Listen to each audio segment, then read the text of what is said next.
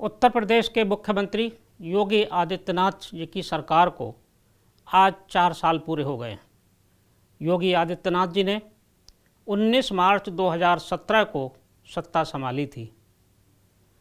जिस समय उत्तर प्रदेश में योगी आदित्यनाथ को प्रदेश की बागडोर मिली, उस समय इस राज्य में विषम परिस्थितियां थीं, लेकिन हठ योग परंपरा के योगी और गोरक्ष पीठ के पीठाधीश्वर योगी आदित्यनाथ ने इन चुनौतियों को सहर्ष स्वीकार किया। उन्होंने अपने इस कार्यकाल में अभी तक 4 साल में लगातार अनवरत रूप से दिन रात काम किया। इसका प्रतिफल सामने है। उत्तर प्रदेश विकास की गति में फर्राटे भरने लगा है। योगी आदित्यनाथ के 4 साल के इस कार्यकाल में उनके द्वारा किए गए कार्यों पर एक रिपोर्ट देखते हैं।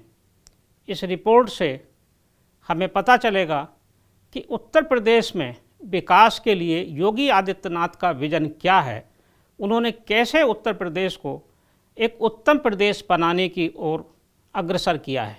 आइए देखते हैं एक रिपोर्ट। योगी आदित्यनाथ ने उत्तर प्रदेश की सत्ता संभालते ही सबसे पहले किसानों से किया अपना वादा पूरा किया। 36,000 करोड़ रुपए से ज्यादा के कृषक ऋण माफ कर दिए गए। प्रदेश में 14 नए कृषि विज्ञान केंद्रों की स्थापना, किसानों के 92,000 करोड़ रुपए से अधिक के बकाये का भुगतान किया जा चुका है। 4 करोड़ से अधिक कृषकों के मृदा स्वास्थ्य कार्ड बनवाए गए हैं। किसानों से जुड़ी केंद्रीय योजनाओं के क्रियान्वयन में प्राथमिकता दी गई। प्रधानमंत्री किसान सम्मान योजना के अंतर्गत प्रदेश के किसानों के खातों में अब तक 22,594 करोड़ रुपए से ज्यादा भेजे जा चुके हैं। वैश्विक महामारी कोरोना के कहर से निपटने के लिए योगी सरकार ने अद्भुत कार्य किया है। प्रदेश में कोरोना पर नियंत्रण के लिए योजनाबद्ध तरीके से काम शुरू किया गया। कोरोना की जांच के व्यापक प्रबंध किए गए। शुरुआत में प्रदेश में कोरोना जांच के लिए सिर्फ एक लैब थी। योगी सरकार ने इसे बढ़ाकर प्रदेश के हर जिले में जांच की व्यवस्था करा दी।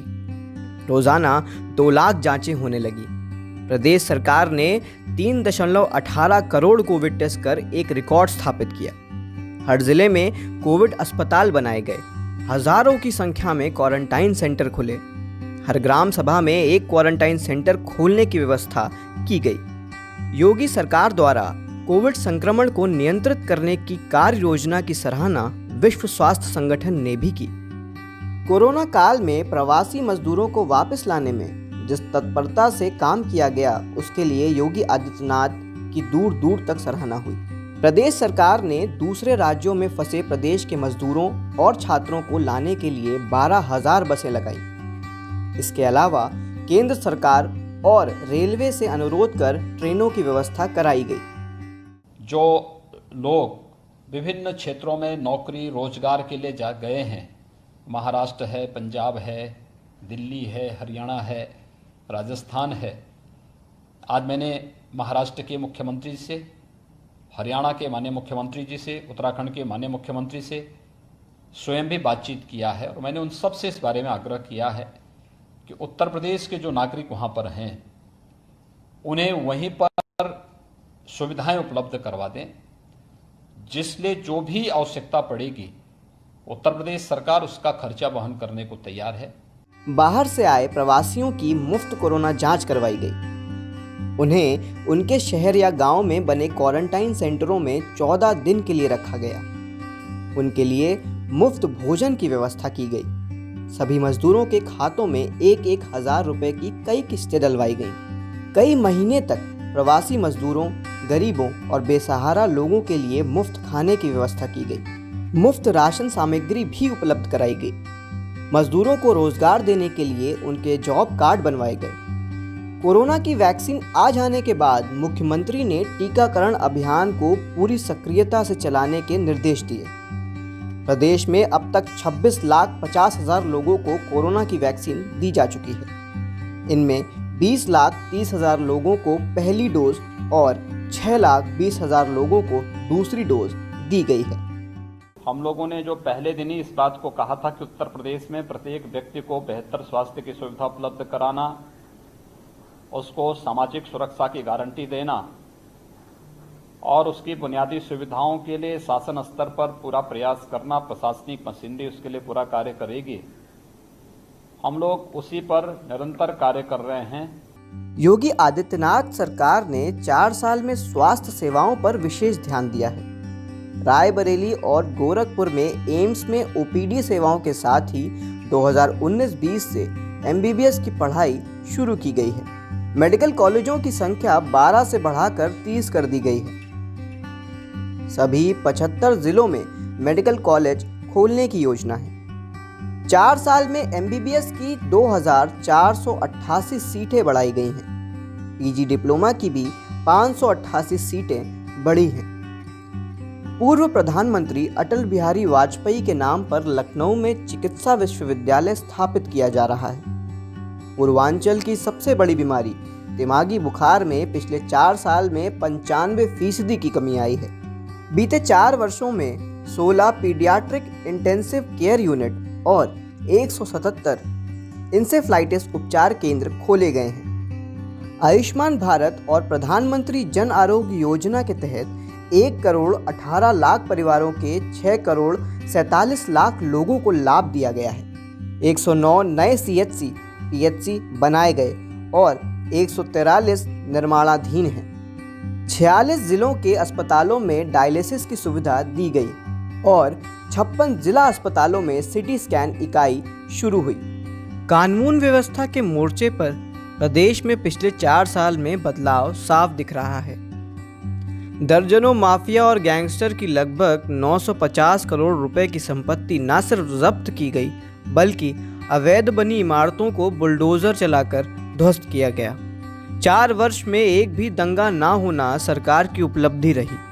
CAA के विरोध में हिंसक प्रदर्शन हुए तो दंगाइयों की संपत्ति से सरकारी नुकसान की भरपाई कर सरकार ने अपने इरादे जाहिर कर दिए।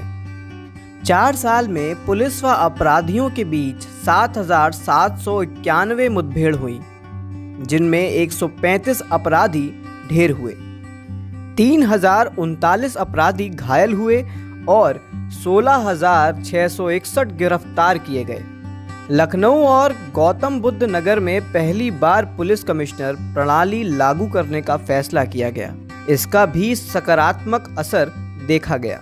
प्रदेश में लव जिहाद और धर्म परिवर्तन की घटनाओं पर लगाम लगाने के लिए योगी सरकार ने सख्त कदम उठाया। इलाहाबाद हाईकोर्ट ने एक आदेश दिया है कि धर्म परिवर्तन के लिए शादी ब्याह के लिए धर्म परिवर्तन आवश्यक नहीं किया जाना चाहिए, इसको मान्यता नहीं मिलनी चाहिए। और इसलिए सरकार भी निर्णय ले रही है कि हम लव जिहाद को सख्ती से रोकने का कार्य करेंगे।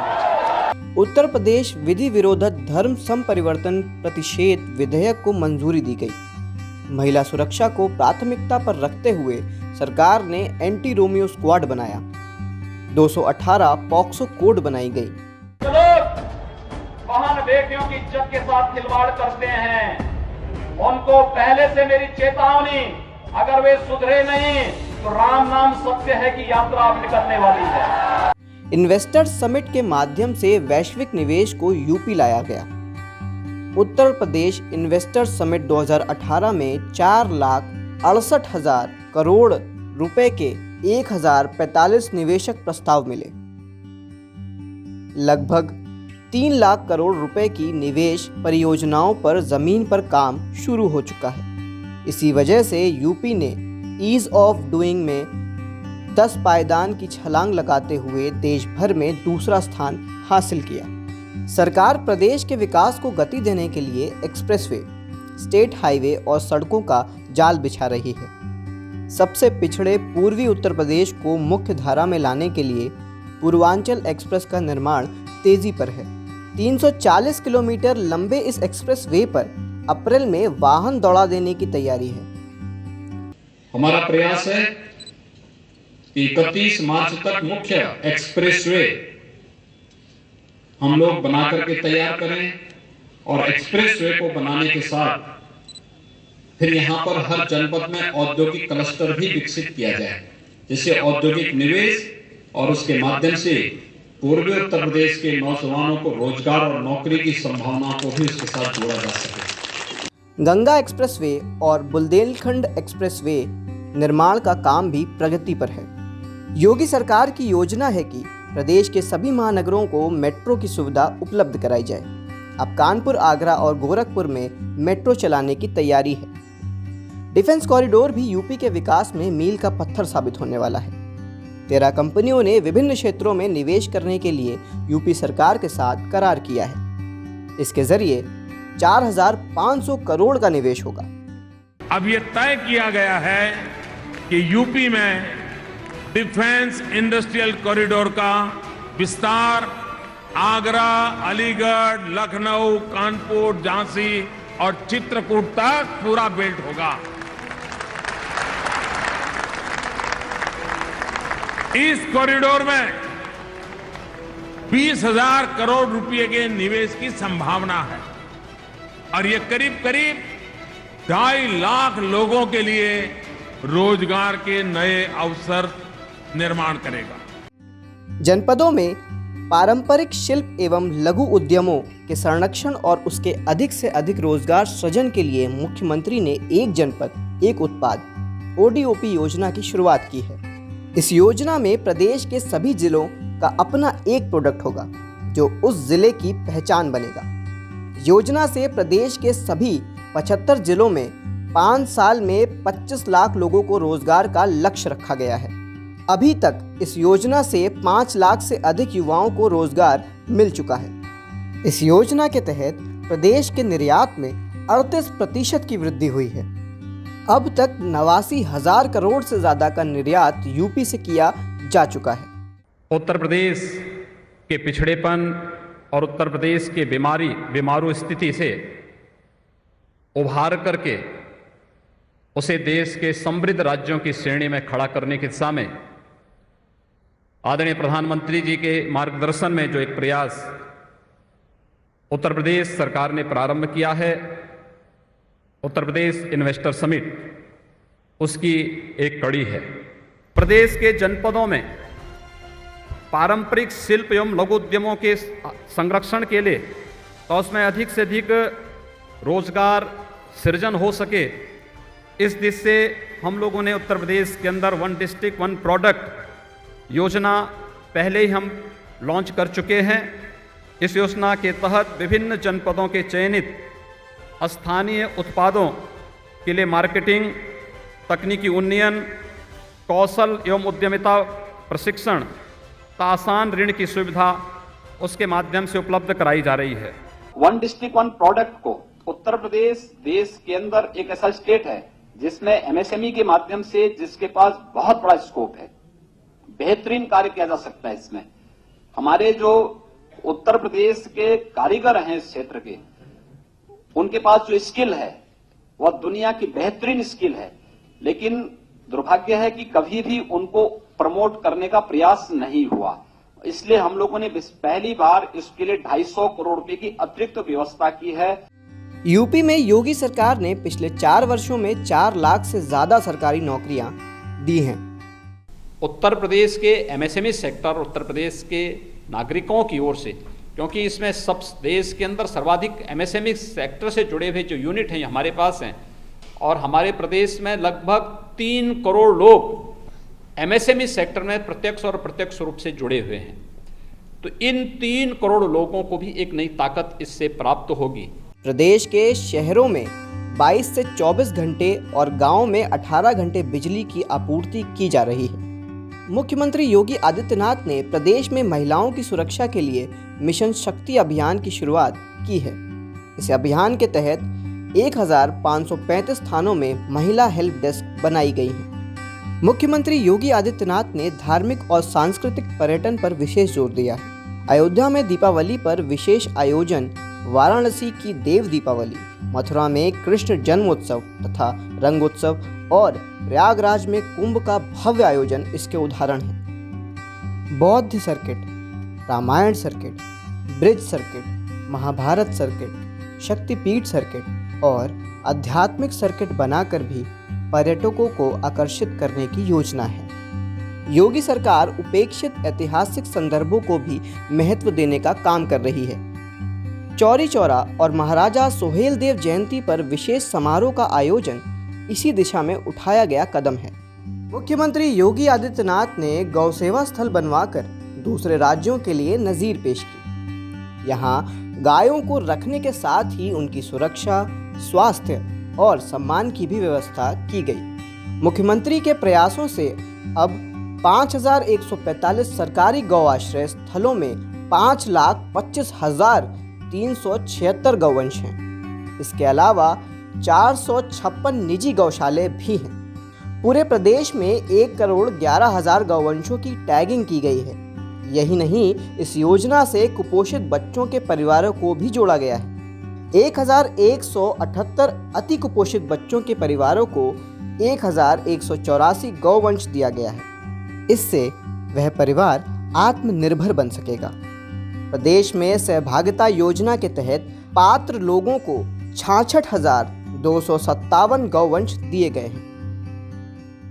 माननीय मुख्यमंत्री जी के आने के बाद एक छवि जो प्रदेश में आई कि गौ रक्षा एक प्रारंभिक रक्षा है, गाय और गोवंश का संरक्षण होना चाहिए, ऐसा संदेश मुख्यमंत्री जी के द्वारा लगातार दिया जाता रहा। जैसे ही हम लोगों ने अनुरोध किया, आपने सबसे पहले प्रावधान जो लगा हुआ है पुस्तक में हमारी अभी विमोचन के बाद आप लोग देखेंगे, प्रावधान दिया। अविस्मरणीय तरीके से लिखा हुआ और बहुत ही प्रेरक प्रावधान इस पुस्तक का अंश बना।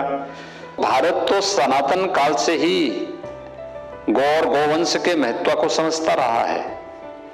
सर्वे देवा स्थिता देहे सर्वदेव मही ही गो।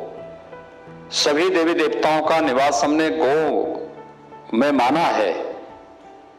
ये विश्वास जहां पर रहा हो वहां पर हम देवी देवता सदृश इस गौवंश की उपेक्षा करें, यह वास्तव में हम सबके कथनी और करनी पे बहुत बड़ा प्रश्न खड़ा करता है। गौ और गौ के महत्व को ध्यान में रख करके यह व्यवस्था रही है कि ये भारत के अंदर आस्था का प्रतीक है। इस आस्था के प्रतीक का सम्मान हर एक स्तर पर होना चाहिए और इसको महत्व देते हुए हर एक स्तर पर गौ और गौ माता की रक्षा और उसके संरक्षण और उसके संवर्धन की दिशा में कार्य होना चाहिए। 5,24,000 गौवंश वर्तमान में सरकार के द्वारा संचालित गौ आश्रय स्थलों में वर्तमान में है, ये ग्रामीण क्षेत्र में। और अगर मैं नगर निकायों के द्वारा संचालित कान्हा उपवन की बात करूं तो संख्या 8 लाख से ऊपर पहुंचती है कि 8 लाख से अधिक गौवंश आज के दिन पर सरकार के द्वारा संचालित गौ संरक्षण केंद्रों में सुरक्षित रह करके, वहां पे सुरक्षा का एक भाव 2 रूपों में है। एक, उन गौवंश का कोई तस्करी नहीं कर सकता। दूसरा, उन पे वहां पर खिलाने की एक निश्चित व्यवस्था शासन के स्तर से उन लोगों को उपलब्ध कराई गई है।